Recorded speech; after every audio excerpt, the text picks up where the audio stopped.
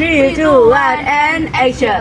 Halo guys, kembali lagi bersama kami di podcast No Secret. Kembali lagi bersama saya Ali Haidar dan saya Intan Wijaya Islami sebagai MC dari bincang-bincang podcast hari ini. Nah, pastinya hari ini kita tidak sendirian kan ya Tan ya? Iya. Kita kedatangan dua tamu spesial kita. Boleh dong ini yang udah duduk di sini nih, yang cantik-cantik, yang ganteng-ganteng, perkenalan diri. Oke, perkenalkan nama saya Zahra Delia Kusniaji. Dan saya Kenji Muhammad Bari Atullah. Kita udah ngundang mereka jauh-jauh ke sini nih. Kira-kira mau bahas apa sih Tan podcast kita hari ini? 3. Nah, hari ini tuh kita akan bahas tentang berita kurikulum baru nih, yaitu kurikulum Merdeka. Jadi tujuan kita mau bahas kurikulum Merdeka itu karena kurikulum Merdeka pasti punya kelebihan dan kekurangan masing-masing kan ya. Maka dari itu kita mengundang dua tamu spesial kita, yaitu pelajar dari SMP Negeri 1 Sidoarjo. Tepuk tangan dong. Dari kelas berapa ini? Kelas 7I. Kelas 7I, anaknya Pak Arif berarti. Iya, ya? betul sekali. Anak beragama ini pasti agamanya pinter ini. Oh, jelas. Amin. Ya. Nah, kalian ini kan generasi pertama nih ya yang menerima kurikulum Merdeka. Ya. Kurikulum baru, sekolah baru gitu ya. Iya. Iya. Masih kurikulum baru, masih fresh gitu Iya ya. dong. Iya. Tapi kan masih kan butuh adaptasi kan ya. Soalnya memang yang baru-baru butuh adaptasi kan, baru kita bisa memahami sepenuhnya. Nah, tapi kan kalian ini udah ngerasain 6 bulan ya pakai kurikulum Merdeka ya, udah 1 semester. Gimana nih perasaannya? Seru sih. Seru. Yakin seru? Lumayan sih, Kak. Lumayan ya. Kalau menurut saya sih seru, tapi perlu pembiasaan juga. Ya benar kan. Seperti yang tadi saya sampaikan, memang harus butuh adaptasi, pembiasaan untuk suatu hal-hal yang baru. Nah, kira-kira nih, kalian ada harapan nggak sih setelah kalian 6 bulan 1 semester belajar pakai kurikulum Merdeka? Ada nggak harapan untuk kedepannya? Harapan saya kurikulum Merdeka ini dapat menjadikan anak lebih aktif dari kurikulum yang sebelumnya. Soalnya kan udah libur 2 tahun tuh. Ya, pandemi Karena habis corona kan. Ya. Jadinya semoga dalam kurikulum ini bisa jadi lebih aktif sih anak-anaknya. Kalau Kenji? Apa nih? Kalau harapan saya sih, kurikulum Merdeka dapat membenahi dan merubah karakter-karakter buruk dari efek dari pandemi COVID-19. Benar. Nah, pemerintah juga pasti punya harapan untuk kurikulum Merdeka ya. Contohnya, harapan dari pemerintah dengan adanya kurikulum Merdeka ini dapat mengembalikan otoritas sekolah dan pemerintah daerah untuk mengelola sendiri pendidikan sesuai dengan kondisi di daerahnya. Nah, terus nih, ini kan tadi kita sudah membahas harapan-harapan kalian. Yuk kita lanjut yuk ke kelebihan-kelebihannya. Nah, kelebihan dan kekurangan tentang kurikulum Merdeka. Kira-kira apa nih kelebihannya menurut kalian? Bentar, sebelum dari pendapat kalian kita baca dulu nih pendapat dari Mbah Google. Nah, ini dilansir dari kompas.com, ada 4 hal kelebihan dari kurikulum Merdeka. Seperti yang pertama, struktur kurikulum lebih fleksibel. Kedua, lebih berfokus pada materi esensial. Yang ketiga, penggunaan beragam perangkat ajar. Dan keempat, pemanfaatan teknologi digital.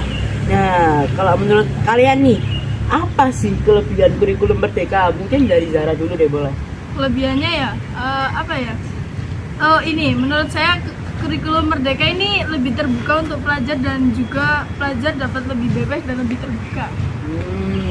Kalau Kenji apa nih Kenji? Kalau menurut saya, kelebihannya di kurikulum terbaru pembelajaran dilaksanakan lebih menyenangkan karena pembelajarannya menekankan pendidikan pada aspek keterampilan dan karakter. Wah, bener sih. Semenjak adanya kurikulum Merdeka, aku juga jadi lebih bebas dan dalam belajar dan berkreasi. Ya. Dan kita kan di kurikulum Merdeka ini lebih bebas ya, kayak lebih bebas memilih mata pelajaran kayak SPDB kan. Kita dikasih beragam pilihan, kita dikasih 3 pilihan, bisa milih seni rupa, teater, atau tari. Kalian nih join apa nih? Aku kan teater. Kalau kalian? Aku sih seni rupa. Kalau aku sih alhamdulillah seni teater ya. Intan apa Tan? Saya juga seni rupa. Seru nggak seni rupa?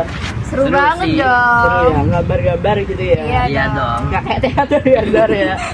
Bener sih, lebih sulit ya. Iya. Sulitnya apa sih? Itu kemarin tuh disuruh bikin pantomim kita ya. Pantomim, iya. Habis itu Itu ngapain ya Panton? yang gini. Habis itu juga yang kemarin ada tugas stand up comedy, kita disuruh perkenalan gitu pakai karakter kita sendiri. Sebenarnya gampang sih, cuman kitanya aja yang kurang bisa memahami materi. Seru ya? Seru sih, seru. Iya seru. Nah habis itu nih, tadi kan kita udah membahas kelebihan-kelebihan kurikulum merdeka. Kira-kira nih, menurut kalian apa nih kekurangan kurikulum merdeka? Tiga. Nah, lanjut yuk ke kekurangannya kurikulum merdeka. Nah, dilansir dari guruinovatif.id, ada 3 kekurangan dari kurikulum merdeka. Yang pertama, kurang matangnya persiapan kurikulum merdeka. Kedua, sistem pengajaran yang belum terencana. Dan yang ketiga, kurangnya kapasitas SDM untuk kurikulum merdeka. Nah, itu tadi kan menurut dari Google nih. Kalau menurut kalian nih yang ada di sini, apa nih kekurangan dari kurikulum merdeka? Belajar di sana dulu nih mungkin. Kalau menurut saya sih dari bukunya ya. Contohnya Bentar, bukannya bukunya harusnya dapat yang bagus ya? Kan masih awal ini kurikulum baru. bentar Mas, ini mau cerita dulu ini bukunya nih Silakan. kayak gini loh ya. Contohnya nih matematika ini. Dari bukunya nih agak-agak kurang ya apa? Itu rusak banget. Kualitasnya iya benar ini. Contoh pertama dari bukunya nih. Mungkin ada lagi ya di rumah saya nih, tapi belum digeledah aja ya. Tuh. Lembarannya tuh udah terbuka semua. Nah, itu salah satu kekurangannya dari kurikulum merdeka sih. Jadi ada di buku paketnya ya. Ya itu kayaknya emang kualitasnya agak jelek ya. Tapi nih, itu kualitasnya yang jelek apa kalian nggak bisa jaga nih? Kebetulan kita udah jaga sepenuh hati sih, Kak. Penuh hati kayak Malika ya, Iya. dibesarkan Iya, dari ini sebuah kayaknya- tanaman. Emang dari kualitasnya aja sih. Wah, iya nih Kualitas sampai buku apa kualitas guru? Waduh. Dua-duanya. Oke, selain buku ada lagi gak? Ada lagi nggak Zat? Semenjak kurikulum merdeka itu menurut saya tuh materinya kurang ya dari kurikulum yang sebelumnya. Dari K13 ya? Ya benar. Kurang ya. Soalnya kemarin tuh saya sempet lihat guru saya tuh pakai jelasinnya tuh pakai buku yang dari kurikulum sebelumnya, kurikulum K13.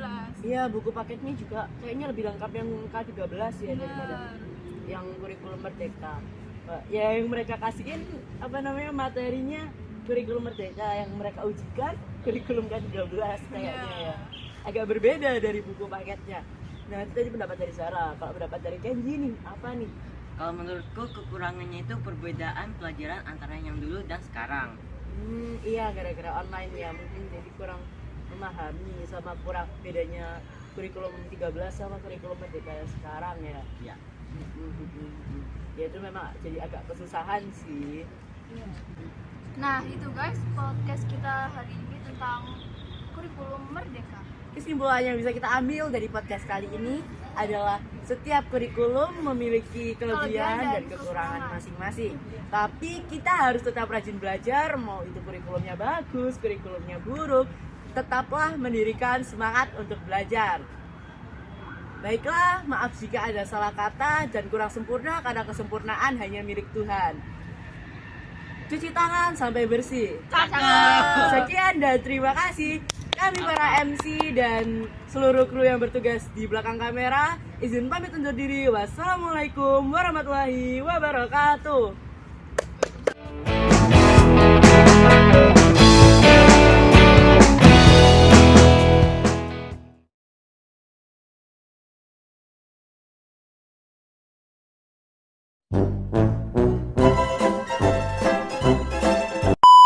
Bentar belum. 3. Berat. Wih, jangan di videoin Li. Saya bentar ya.